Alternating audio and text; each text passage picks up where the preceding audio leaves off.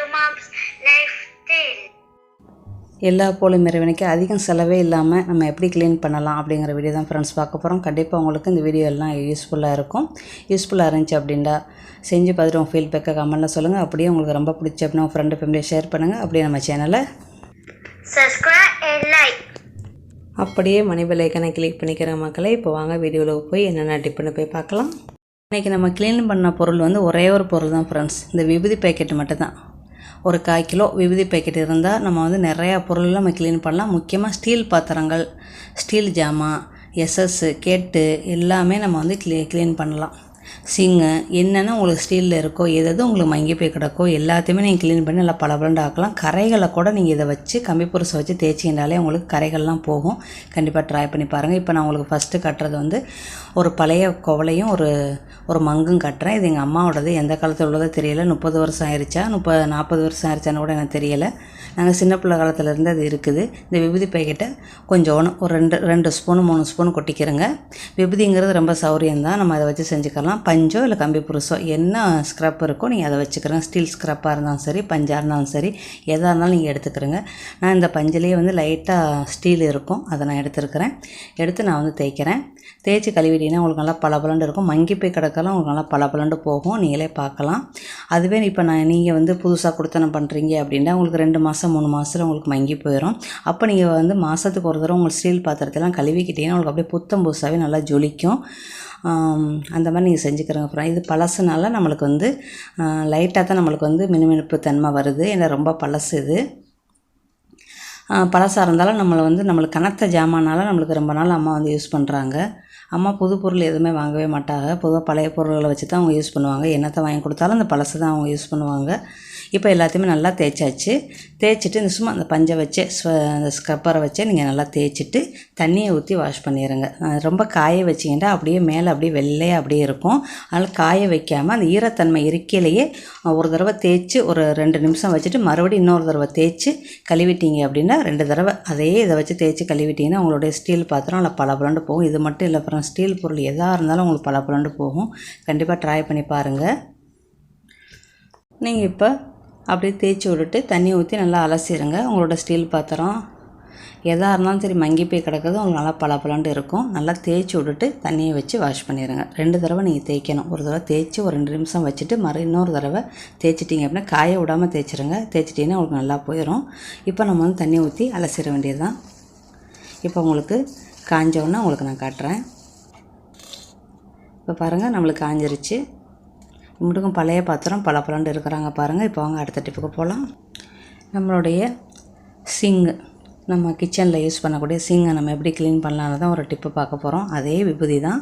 நம்ம எடுத்த அந்த 3 ஸ்பூன் விபூதி வந்து நம்மளுக்கு சிங்குக்கும் அந்த ஒரு குவளை ஒரு மங்குக்கும் கரெக்டாக இருக்குது. நீங்கள் 1/4 கிலோ வாங்கி வச்சுக்கிட்டீங்கனாலே உங்களுக்கு ரொம்ப யூஸ்ஃபுல்லாக இருக்கும். இந்த மாதிரி மங்கி போய் கிடக்கிறத நீங்கள் கொஞ்சமாக விபூதியை லேசாக தூவி விட்டு ஸ்க்ரப்பர் வச்சு லைட்டாக தேய்ச்சி விடுங்க. போதும். ரொம்ப அழுத்தம்லாம் கொடுக்க வேண்டியதில்லை. நல்லா உங்களுடைய சிங்கை வந்து நல்லா பளபளன்னு நல்லா ஜொலிப்பாங்க. நல்லா தேய்க்கணும். இதையும் அப்படித்தான் ஒரு 2 நிமிஷம் தேய்ச்சிட்டு அப்படியே வச்சுட்டு மறுபடியும் இன்னும் 2 நிமிஷம் சென்று அப்படியே தேய்ச்சிடணும். காய விட்டிங்க அப்படின்னா அப்படி வெள்ளையாக அப்படியே இருக்கும். அதனால் காய விடாமல் தேய்ச்சிக்கலாம். இதெல்லாம் சின்ன இடம் தானே, அதனால் காய விடாமல் நம்ம தேய்ச்சிடலாம். லேசாக தண்ணியை தொட்டுக்கிட்டு தேய்ச்சிங்க அப்படின்னா உங்களுடைய சிங்கு நல்லா பளபளன்னு போகும். இந்த மாதிரி நீங்கள் வாரத்துக்கு ஒரு தடவை உங்கள் சிங்கை தேய்ச்சிக்கிட்டிங்கன்னா உங்கள் சிங்கு வந்து எப்போவுமே உங்களுக்கு நல்லா பளபளன்னு புதுசு மாதிரியே இருக்கும். கண்டிப்பாக செஞ்சு பாருங்கள். இப்போ நம்ம அவ்வளோதான் 2 தடவையும் தேய்ச்சாச்சு. தேய்ச்சிட்டு எல்லாத்தையும் கழுவி வச்சுருங்க. கழுவி வச்சுட்டு அந்த ஸ்பஞ்சு அந்த ஸ்க்ரப்பர் இருக்குல்ல அதை கண்டிப்பாக நீங்கள் என்ன தேய்ச்சி கழுவினாலும் சரி நீங்கள் வந்து மறுபடியும் நல்லா புழிஞ்சு எடுத்து வச்சுருங்க. அப்போ தான் அடுத்த தடவைக்கு உங்களுக்கு அந்த அழுக்கு அதில் இருக்காது. அதை நீங்கள் பார்த்துக்கிறணும். நல்லா அப்படியே பளபள நல்லா ஜொலிப்பாங்க. கண்டிப்பாக நீங்கள் செஞ்சு பாருங்கள். இந்த மாதிரி எல்லா இடமே அந்த விபூதியை நம்ம தேய்ச்ச இடம் எல்லா இடத்துலையுமே நல்லா தேய்ச்சிருங்க. இப்போ பார்த்தீங்களா எவ்வளோ பளபளன்னு இருக்குண்டு. கண்டிப்பாக அதை செஞ்சு பார்த்துக்கிறேங்க ஃப்ரெண்ட்ஸ். இது ரொம்ப உங்களுக்கு யூஸ்ஃபுல்லாக இருக்கும். சாதாரண விபூதி தான். இதுக்கு அதிகமான காசுலாம் கொடுக்க வேண்டியதில்லை. இப்போ அவங்க அடுத்த டிப்புக்கு போகலாம். நம்ம வந்து ஒரு 50 கிராம் விபூதி எடுத்துருக்குறோம். ஃபுல் கெட்டுக்கு தேய்க்கிறதா இருந்தால் சின்ன கெட்டுக்கு நம்மளுக்கு கண்டிப்பாக 50 கிராம் விபூதி வேணும். பெரிய கெட்டாக இருந்தால் இன்னொரு 100 கிராம் வேணும். மொத்தத்தில் நம்மளுக்கு பெரிய கெட்டும் சின்ன கெட்டும் நம்ம வீட்டில் இருக்குது. மொத்தம் 150 கிராம் விபூதி வேணும். நான் சின்ன கெட்டை உங்களுக்கு முதல்ல தேய்ச்சி காட்டுறேன். அப்புறம் பெரிய கெட்டை வந்து வீட்டில் வெள்ளை சிறாவா அந்த அம்மா வந்து தேய்ப்பாங்க. இந்த மாதிரி சிமெண்ட் குழைக்கிற மாதிரி குழைச்சிக்கிறோங்க. ஒரு கம்பி புருசு எடுத்துக்கிறோங்க. இந்த கம்பி புருசு கண்டிப்பாக வேணும். இந்த பஞ்சு வந்து அப்புறம் நம்மளுக்கு கழுவும் போது வேணும். இது தேய்க்கிற கம்பி புருசு கண்டிப்பாக நம்மளுக்கு தேய்க்கிறதுக்கு வேணும். கொஞ்சம் குழைச்சிக்கிறோங்க. இந்த மாதிரி மங்கி போய் கிடக்கிற ஸ்டீல் கேட்டை நம்ம பளபளன்னு ஆக்கிறது இந்த விபூதி மட்டுமே போதும். இந்த விபூதி மட்டும் இருந்தாலே நம்ம வந்து தேய்ச்சி நம்மளோட ஸ்டீல் கேட்டை எஸ்எஸ் வந்து நல்லா பளபளன்னு ஆக்கிடலாம். பாலிஷ் பண்ணுறதுக்கெலாம் நம்மளுக்கு 3000-3500 வெள்ளிக்கு ரூபாய் கேட்பாங்க. அந்த அளவுக்குலாம் செலவழிக்காதீங்க. நீங்கள் விபூதியை வந்து ஒரு விபூதி பேக்கெட்டு 1/4 கிலோ வாங்கினீங்கன்னா உங்கள் கேட்டுக்கு தாராளமாக போதும். கண்டிப்பாக இந்த டிப்பை கண்டிப்பாக செஞ்சு பார்த்துட்டு ஃபீட்பேக்கை சொல்லுங்கள். உங்களுக்கு எஸ்எஸ் கேட்டு இருந்துச்சு அப்படின்னா இதை செஞ்சு பாருங்கள். உங்களுக்கு கரலாக இருந்துச்சு அப்படின்னா கவலையை விடுங்க. இந்த மாதிரி செஞ்சுக்கிறோங்க. நம்ம இந்த கேட்டு போட்டு கரெக்டாக 10 வருஷம் ஆச்சு ஃப்ரெண்ட்ஸ். நம்மளுக்கு இந்த மாதிரி கரலாக இருக்கிற இடத்துல அந்த கம்பி புருசில் வந்து விபூதியை தொட்டுக்கிட்டு அப்படியே தேய்ங்க. விபூதியை வந்து லேசாக குழச்சிக்கிறோங்க. சிமெண்ட் மாதிரி குழச்சிக்கிட்டு தேய்ங்க. தேய்ச்சிக்கிண்டா என்ன இது தேய்ச்சி காஞ்சிருச்சு அப்படின்னா நம்மளுக்கு வெள்ளையாக சில இடத்துல அப்படியே நிற்கும். அந்த விபூதியோட இது அப்படியே நிற்கும். நம்ம ஒரு இதை தேய்ச்சி விட்டு நம்ம கழுவணும். ஒரு இதை தேய்ச்சி விட்டு கழுவணும். அந்த மாதிரி கழுவிட்டீங்கன்னா உங்களுக்கு அந்த வெள்ளையாக நிற்காது. ஒத்தக்கையால் அப்படி செஞ்சுக்கரலாம். இப்போ நீங்கள் வந்து ஒரு பாட்டை தேய்க்கிறீங்க, அதை அப்படியே கழுவிடுங்க.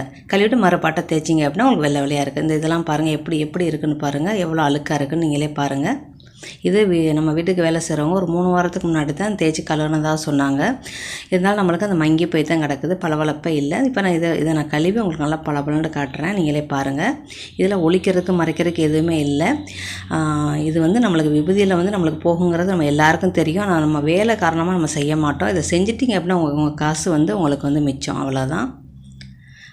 இந்த மாதிரி கம்பி புருசு வந்து நல்லா அப்படி வளைச்சி வச்சுக்கிட்டு சின்ன கம்பி புருசாக எடுத்துக்கிறோங்க. ரொம்ப பெருசு வேண்டாம். அந்த இதுக்கு தக்கன எடுத்துக்கிட்டு இந்த மாதிரி தேய்ச்சிங்க அப்படின்னா உங்களுக்கு நல்லா கரல் மங்கள் எல்லாமே உங்களுக்கு போயிடும். பாலிஷ் பண்ண கேட்ட மாதிரியே போயிடும் ஃப்ரெண்ட்ஸ். உங்களுக்கு கண்டிப்பாக செஞ்சு பாருங்கள். செஞ்சு பார்த்துட்டு ஃபீட்பேக்கை கமெண்டில் சொல்லுங்கள். உங்களுக்கு இந்த வீடியோ கண்டிப்பாக யூஸ்ஃபுல்லாக இருந்துச்சுண்டா சப்ஸ்கிரைப் இது வரைக்கும் பண்ணலண்டா சப்ஸ்கிரைப் பண்ணி பெல் ஐக்கனை கிளிக் பண்ணிக்கிறங்க. அப்படியே உங்கள் ஃப்ரெண்டு ஃபேமிலிக்கு ஷேர் பண்ணுங்கள் ஃப்ரெண்ட்ஸ். ஸ்டீல் போடும்போதே ஸ்டீலுக்காரவங்க வந்து 3 மாதத்துக்கு ஒரு தடவை 6 மாதத்துக்கு ஒரு தடவை விபூதி வச்சு கழுவுங்கன்னு சொல்லிட்டு நம்ம இந்தியாவில் ஸ்டீல் போடுறவங்க எஸ்எஸ் போடுறவங்க சொல்கிறாங்க நம்மகிட்ட. நம்ம ஆனால் அதை காது கொடுத்து வாங்கிட்டு செய்கிறது கிடையாது. இங்கே மலேசியாவில் இருக்கிறவங்க வந்து மைதா மாவு வச்சு கழுவ சொல்லுவாங்க. சைனீஸ்காரவங்க மைதா மாவு வச்சு தான் கழுவ சொல்லுவாங்க. விபூதி வாடை பிடிக்காதவங்க மைதா மாவு வச்சு செஞ்சுக்கிறோங்க.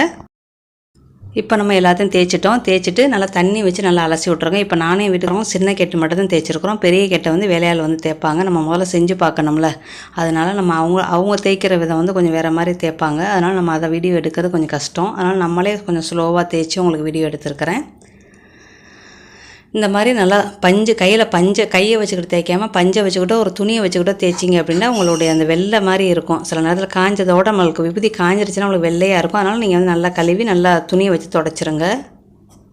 சின்ன கெட்டை நல்லா கழுவி ஈர துணியை வச்சு தொடச்சி வச்சாச்சு.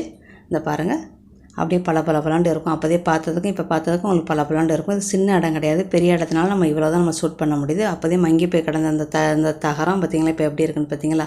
இதுதான் ஃப்ரெண்ட்ஸ் ப்ரூஃப். இதை விட ப்ரூஃப் நீங்கள் கேட்டிங்க அப்படின்னா நான் கொண்டு வர முடியாது. என்னோட என்ன வந்திருக்கோ அதான் வரும். நீங்கள் செஞ்சு பாருங்கள். செஞ்சு பார்க்காம நெகட்டிவ் கமெண்ட் தயவு செஞ்சு எனக்கு கொடுக்காதீங்க. இப்போ வேலையில் வந்து பெரிய கேட்டு கழுவிட்டு அவங்க ஈர துணி வச்சு துடைக்கிறாங்க ஃப்ரெண்ட்ஸ். அவ்வளோதான். பெரிய கேட்டையும் நான் எப்படி பளபளன்னு ஆக்கியிருக்கேன்னு உங்களுக்கு காட்டுறேன். இதுக்கு நம்ம வந்து பாலிஷ் பண்ணுறதா இருந்தால் 3500 நம்ம கொடுக்கணும். உங்களுக்கு காசு வசதி அதிகமாக இருக்குது அப்படின்னு நீங்கள் தாராளமாக செஞ்சுக்கிறங்க. என்ன மாதிரி நடுத்தர வசதியில் இருந்தீங்கன்னா ஒரு விபூதி பேக்கெட்டை வாங்கி நீங்கள் தேய்ச்சி கழுவிடுங்க ஃப்ரெண்ட்ஸ். ஓகே ஃப்ரெண்ட்ஸ், அடுத்த வீடியோவில் சந்திக்கலாம். Bye, see you.